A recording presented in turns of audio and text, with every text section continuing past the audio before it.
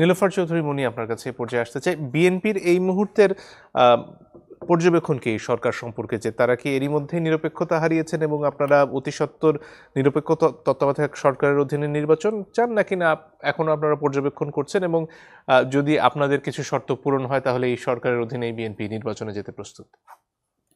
ধন্যবাদ আপনাকে। যারা শুনছেন আমার শুভেচ্ছা অভিনন্দন, আমার সহ আলোচক বৃন্দকে শুভেচ্ছা। দেখেন, বিএনপি বোধহয় কিছুটা খুলাসা করেই বলেছেন। বিএনপির মহাসচিব উনি যে কথাগুলো বলেছেন, এখানে কোনো ফাঁক ফোকর আছে বলে মনে হয় না। একটা সরকার, এটা তত্ত্বাবধায়কের এক ধরনের বিকল্প সরকার, ঠিক ওই ধরনেরই সরকার। তার 3 মাস বা 4 মাস বা 6 মাস সর্বোচ্চ যেতে পারে। এখন 6 মাস চলছে। তাদের কোনো মাথা ব্যথাও নেই নির্বাচন নিয়ে। নির্বাচনের ডেট তারা দিচ্ছিল না, এখন একটা অ্যাপ্রক্সিমেট একটা ঘোষণা করেছে। তো সেটার সাথে আপনি দেখেন যে যারা কমিটি বানালো, যারা নাগরিক কমিটি বানিয়েছে এবং বলেছেন তারা ওপেন ঘোষণা দিয়ে যে 2 মাসের মধ্যে তারা রাজনৈতিক দল গঠন করবে। তো রাজনৈতিক দল যদি গঠন করে তাহলে সরকারের সাথে থেকে তাদের সরকারের প্রতিনিধিত্ব থাকবে, আবার রাজনৈতিক দলও গঠন করবে। তারা চাইলে 14 বার মিছিল করবে, ছাত্র দল যেতে পারবে না, ছাত্র দলের উপর দুনিয়ার এমবার্গো থাকবে। তারা চাইলেই আপনার 100 টাকার কম্বল বিলানোর জন্য 80 বার হেলিকপ্টারে উঠবে।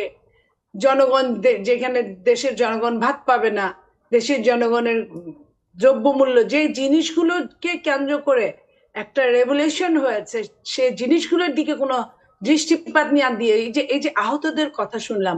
আহতই যদি বলি, কয়টা আহতের খবর নিয়েছে এই সরকার?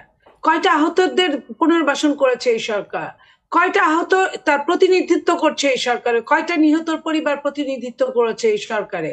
যারা করছে তারা কতক্ষণ ছিল, কতক্ষণের জন্য ছিল? তো এই কথাগুলো আমরা বলতে চাই না। আমরা শুধু বলতে চাই, আমরা যে নির্বাচনটা চাই বাংলাদেশে, এই নির্বাচনটাকে কেন্দ্র করেই কিন্তু এতগুলো বছর আন্দোলন হয়েছে। গণতন্ত্রের যদি বিউটি আপনি বলেন যে বাদানুবাদ থাকবে সবকিছু, এটা ডেমোক্রেসির বিউটি, ফাইন। ডেমোক্রেসির মেন বিউটি হচ্ছে আমার ভোটটা আমি দিব, যাকে খুশি তাকে দিব। যাদেরকে আমরা বিশ্বাস করতে পারি নাই বলে আমরা নির্বাচনে তাদের সাথে যাইনি। ঠিক আগের মতো আরেকটা বৈষম্যের শিকার হয়ে আবারও আরেক বৈষম্য বিরোধিতা করতে গিয়ে, ওই যে বলে না যে লুম বাস্তে গাও যার, ওরকম করতে করতে আমরা যদি আবারও সেই একই গ্যারা কলের মধ্যে পড়ি, তাহলে তো আপনার এটা হলো না।